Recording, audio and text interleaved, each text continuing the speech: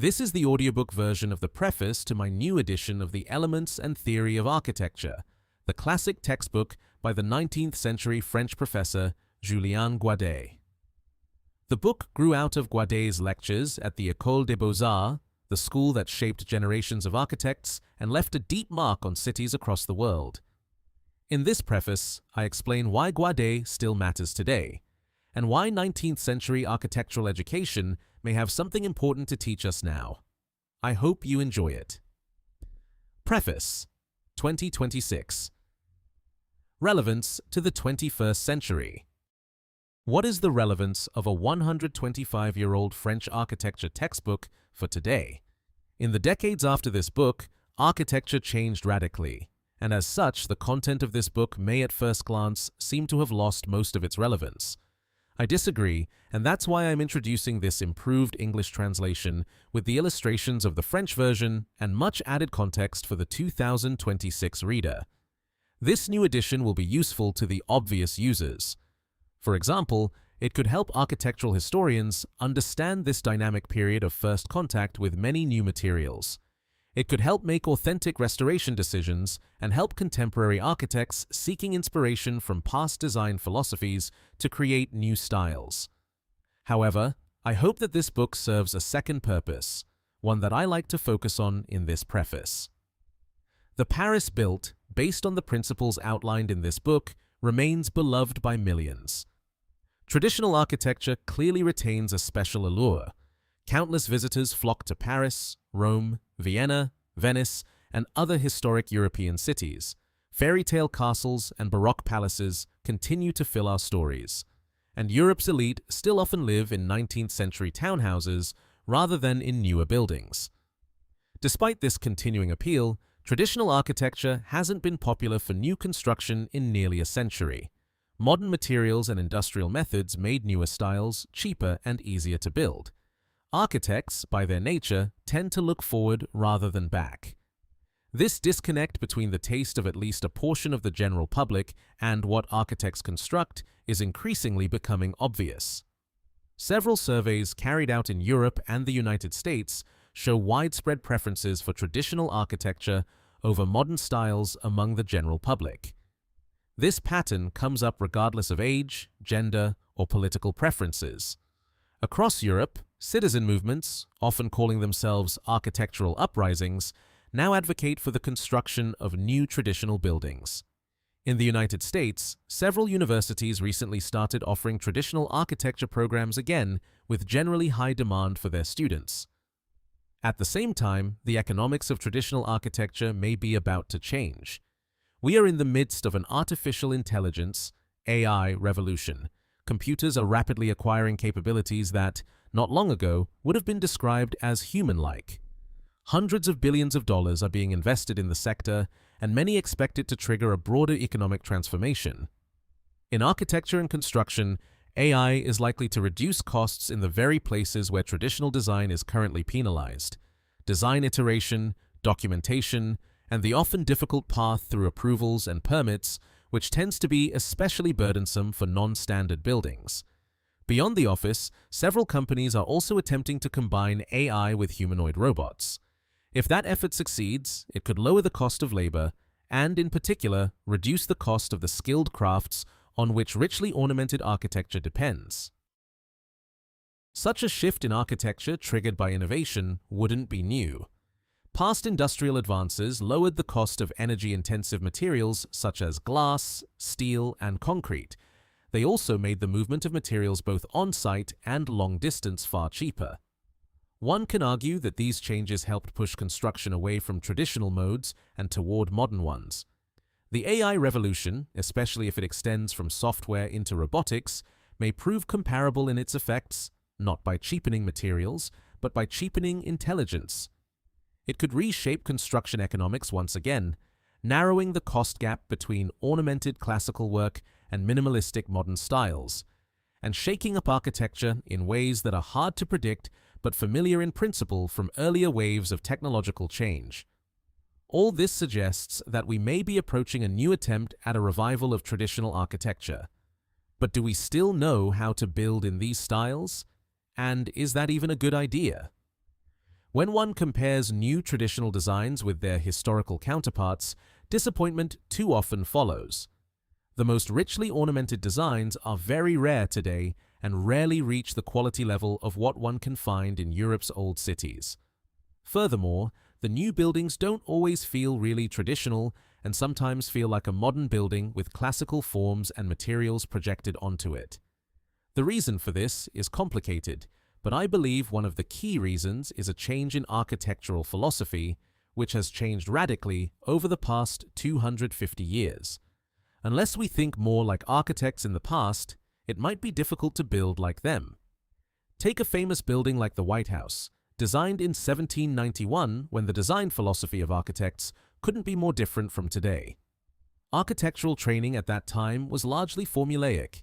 Symmetry was essential for important buildings, classical proportions were often religiously followed, and architects worked by combining and adapting standard designs from pattern books. This wasn't just conservatism, it was also partially a necessity. Structural engineering as we know it today didn't exist, so innovation, or even adjusting traditional proportions, introduced a risk that the structure would collapse or leak. Very strong large iron beams didn't exist, which meant that a room with a flat ceiling couldn't get very wide. Fewer materials existed in general, and transport was very expensive, limiting the architect to local materials and craftsmen. Fewer climate control options existed, so rainwater had to be kept out with moldings, cornices, and other visible architectural interventions rather than hidden means such as modern sealants that allow water to hit the facade directly. Temperature also had to be regulated with the design, determining the size and direction of windows. On top of these practical constraints, the architect would add aesthetic constraints like symmetry. A widespread societal fascination with Greek and Roman history made the surviving decorative elements from this period very popular, and for architects, it was often mandatory to use them. Taken all together, you can see that the traditional architect was very constrained compared to an architect today. So as these constraints disappeared one by one, the architectural job transformed from a craft with guidelines to a much more creative design process, where costs, user requirements, and physics are the only constraints allowing rapid change. In any new traditional architectural revival movement, the big question will be about what to do with these constraints. If you don't follow them, your building probably won't always look and feel fully traditional, but from the other side, your practical reasons for them are gone. The most famous classical architectural guides like the ancient Roman Vitruvius or the Renaissance books of Palladio or Vignola are full of severe design constraints that are irrational in a 21st century context. These books also lack the depth one would expect from a modern book, and they fail to explain why all these aesthetic constraints are needed. Meanwhile, modern architectural theory, focused on freedom of expression, innovative concepts, and new materials, has shown little ability to guide convincing traditional design. This is precisely why the work of Julien Guadet deserves renewed attention. His Éléments et théorie de l'architecture strikes a rare balance between tradition and the freedom offered by modern science. He isn't as famous as Palladio, Vignola, or Vitruvius, but he lived much closer to today compared to those previous architects. The first White House design, for example, is almost twice as old as this book, and the White House isn't old by historical standards. Consequently, this book's philosophy is much closer to our own than almost any other book on traditional architecture. It's really from the last generation of fully committed traditional architects. Guadet already appreciated the creative artistic role of the architect, was open-minded to adjustments in classical proportion, and was already dealing with new materials like glass and steel, and even had to deal with some regulations that conflicted with historical aesthetics. At the same time, he clearly had a deep respect for the traditional forms and proportions, and many pages in this book are dedicated to that tension between tradition and innovation. Guadet also goes into great depth and writes for the absolute beginner. He offers an explanation for why things look the way they do, rather than just providing designs. This is very rare for older books. Most learning in the past was by doing, either by working for a master or by practice in an atelier. Books were often written for experienced architects. These architects would already have fundamentals very different from our modern fundamentals. What makes Guadet's work so special is that by writing for the beginner, He puts these generally accepted fundamental architectural philosophies into words. This gives a unique insight into how architects at the time thought. Apart from being one of the most extensive and most accessible books on traditional architecture, one could also argue that Guadet is one of the most authoritative teachers on traditional architecture based on outcomes. The school where he taught for most of his career, and where he eventually became professor of theory, trained many of the best 19th-century architects. Richard Morris Hunt, who designed many of the most famous Gilded Age mansions in the United States, was educated in the school. The famous British architectural historian Bannister Fletcher was educated in the school as well. However, most importantly, Paris as we know it today, by many regarded as the most beautiful city in the world, was mostly built during Guadet's life, for a large part by architects from his school. I therefore believe that if we are to have a successful, traditional architectural revival, Guadet's book should probably be one of the guides for that revival. However, many readers may not believe an architectural revival is possible or even a good idea. Or you may love traditional architecture, but do not think it has a place in the 21st century. I think Guadet is also very useful for this audience. Two of the most universally beloved modern architectural styles are Art Nouveau and Art Deco. Art Nouveau was invented by Hector Guimard, a student at the École des Beaux-Arts while Guadet was teaching there, and the first Art Deco building was designed by Auguste Perret, an architect personally mentored by Julien Guadet. I therefore believe that this work is generic enough to also be useful for those architects looking forward to designing new styles.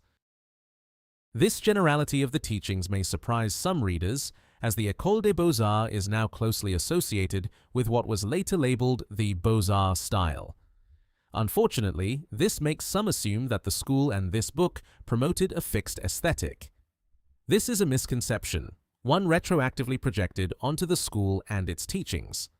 The term Beaux-Arts style conflated a fashion visible in some work from alumni with the school's pedagogy, which was fundamentally method-based rather than style-based. Guadet himself was deliberate in avoiding the teaching of fashion.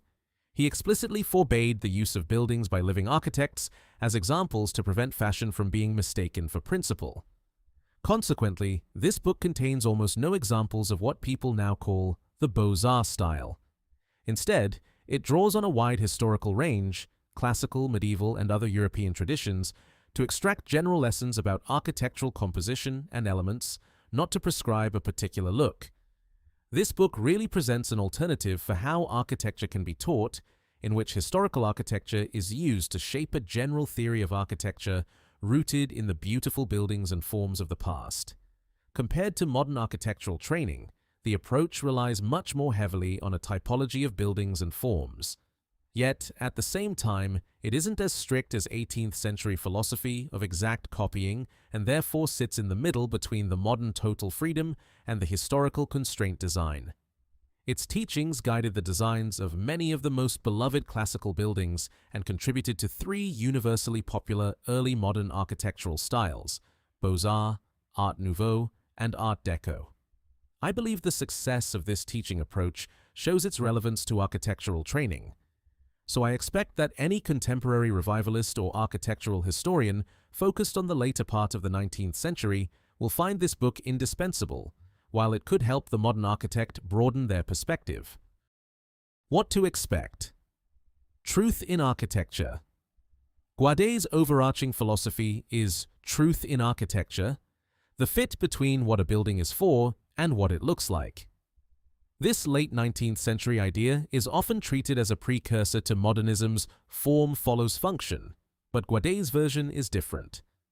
Guadet's theory is not just about what the structure is doing from an engineering perspective, but he equally cares about whether the structure is easy to read and appears safe. A second component of truth for Guadet is moral truth. That is the fit between what the building looks like and the cultural, moral, or symbolic expression intended for the building. This moral truth justifies ornament and traditional forms even when they make less structural sense, and this is where Guadet is fundamentally different from later modernist architects. Guadet describes how the ancient Greeks moved from wood to stone but kept many of the wooden forms because of their cultural significance. To him, this was completely truthful architecture, not because the wooden forms in stone made sense from a structural point of view, but because the traditional forms had cultural meaning that needed to be maintained, while at the same time, these important buildings needed to be fireproof. When addressing new materials like iron, there is a clear tension in Guadet's work between structural truth in the sense of what the material does, the building looking safe and simple to read, and this concept of moral truth. Guadet acknowledges this and admits that architects still had to figure out how to use these new materials in beautiful ways. Typologies. The core of Guadet's teaching centers on typologies. Guadet presents a catalogue of building elements, that is, walls, doors, windows, ceilings, stairs, roofs, etc., and for each element he teaches the classical form and the logic behind it. He goes on to explain why every little detail of a building element looks the way it does. He believes that forms originate from logic, and that what is logical is beautiful. His teaching is therefore constantly focused on why things look the way they do. This why also often shapes the character of the building, even if the reason no longer applies. Indirectly, this creates a sort of catalogue of styles for each architectural element. Whether this why is really as important as Guadet argues doesn't matter, I think, for it is a very good way to learn and remember traditional forms. After reading this book, you will notice many more details in traditional buildings, and knowing the stories about their origins will help you remember them.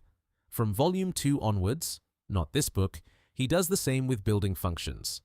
He starts with houses and explains why a house looks the way it does. From there, he addresses all the major and minor building functions, from schools to hospitals, from churches to prisons. The idea is that, for example, the archetypal look of a school or a door comes from its functional requirements. Understanding the functional logic of a building helps you understand why a building looks the way it does, and helps you design, for example, an archetypal-looking school. Even if today the functional requirements of a school may be slightly different, or can be realized using a different look. New approach to the orders. Most traditional architecture books were highly focused on the classical orders and their proportions. These are the standards for the decoration of classical columns and their entablatures, horizontal layer on top. Traditional teaching of architecture tends to start with these orders, as classicists traditionally see the orders and their fixed proportions recurring in every element of the building. For example, the decoration of walls, windows, and doors. This can be tedious and confusing to modern readers, as the old books tend to begin by teaching the name of each part of the order, its proportions, and sometimes even tricks for drawing them, without explaining the context for how to use them. Guadet's treatment of the orders, on the other hand, is unique. He only addresses the orders later in Volume 1, and rather than explaining what the orders are supposed to look like, he explains why they once made structural sense, as they originated from construction in wood.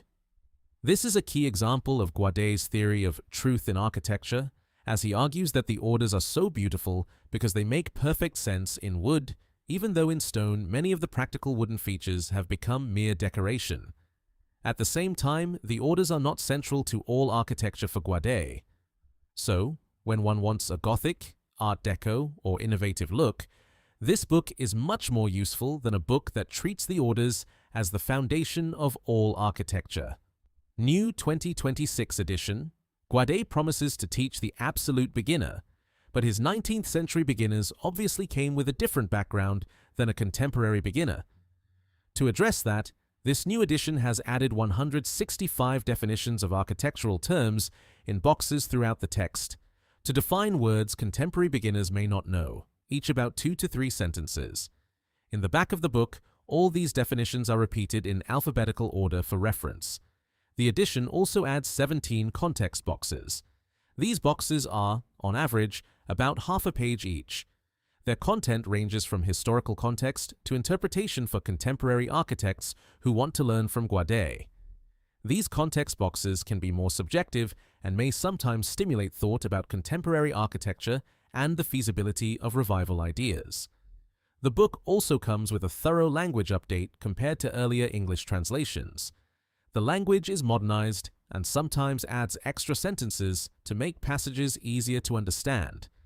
The overall result is that hopefully the book reads more like a modern book than the 125-year-old text it really is. Earlier, English translations also came without figures and required the French version for the 500-plus figures in Volume 1.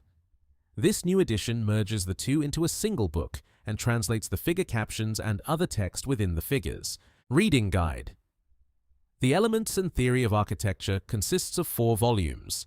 This is Volume 1, the most basic of them, covering architectural elements that serve as the building blocks for the traditional architect, such as walls, openings, arches, vaults, and their decorations. It also covers fundamental architectural philosophies. The volume consists of 5 so-called books. Book 1 covers preparatory studies. It addresses the basics of architectural drawing, shading, the use of axes to organize a design, and basic tips for the beginning architect. This may sound less interesting since practicing architects will have modern equivalents, and readers with a more philosophical interest in architecture, or those approaching it from the perspective of commissioning buildings, may think it is entirely irrelevant for them. Some parts are indeed mainly of historical interest, such as the advice on what instruments to buy. However, I found the book surprisingly interesting when I first read it. Guadet stresses the connection between drawing and learning to design beautiful buildings. Shading is not just a communication tool. It also trains the architect's eye to be more sensitive to the effects of different moldings and light sources. Axes help the architect draw, but they also organize the composition and reveal how the convenience of modern drawing software may indirectly weaken the architect. Guadet saw this book as covering the prerequisites a student should master before even being allowed to begin learning architecture. There is probably some wisdom in this, but if you are already an architect, are already following an architecture program, or are not reading this book in order to design buildings, I think it is safe not to start with Book 1. Book 2 starts addressing architecture directly. It begins broadly with the literal text of his inaugural lecture when he was promoted to professor of theory at the school in 1894. Guadet explains his philosophy of architecture, addresses the role of innovation and tradition, and sets out his teaching philosophy. In the following chapters, he becomes increasingly concrete, discussing the role of building requirements, the local climate, the building site, and the symbolic role of where things are placed in a building. He also covers earlier architectural philosophies and compares them to his own. He then turns to proportion and its role in composition. He rejects rigid rules about proportion and sees it instead as flexible. The architect's job is to choose pleasant proportions. Historical buildings can serve as a guide, but not as a rule book. Book 2 is a very natural starting point, especially for readers more interested in the philosophical aspects of the work. Book 3 begins with the elements of architecture, starting with walls and gradually moving to openings and the decoration of openings. These are the basic elements of any building. Guadet describes how decisions about these elements change the character of a building and focuses on why they look the way they do. Book 3 will make you notice things in traditional architecture that you never saw before, and Guadet is particularly good at making even the most basic elements interesting. Book 4 turns to grouped openings, which in practice mostly means the ancient orders. Guadet's treatment is unusual in that he focuses on the logic of the orders rather than on teaching too many variations. He addresses proportion, but mainly by presenting data from historical buildings, showing ranges of proportion, and explaining why historical architects chose different proportions in different settings. Book 5 covers further elements, including roofs, spires, domes, ceilings, vaults, and staircases, and ends with a chapter that jumps across several topics he had not yet covered. In this book, his theories are seriously put to the test, as he constantly introduces new solutions in iron that have many functional advantages, yet Guadet often struggles with what to do about their appearance. He also discusses new requirements and the sometimes surprisingly severe consequences they can have for the looks of a building. Book 5 is not the end of Guadet's work. In fact, it is a somewhat random cutoff. In total, there are 16 books split across 4 physical books called volumes. For more information about the follow-up books, volumes 2, 3, and 4, which are not covered here, you can scan the QR code below. There you can also find a summary of all the chapters in all the volumes. You can also use this to identify where to start in this book. On the website, you will also find a link to buy the paperback or ebook version of the new edition. Both are available on Amazon.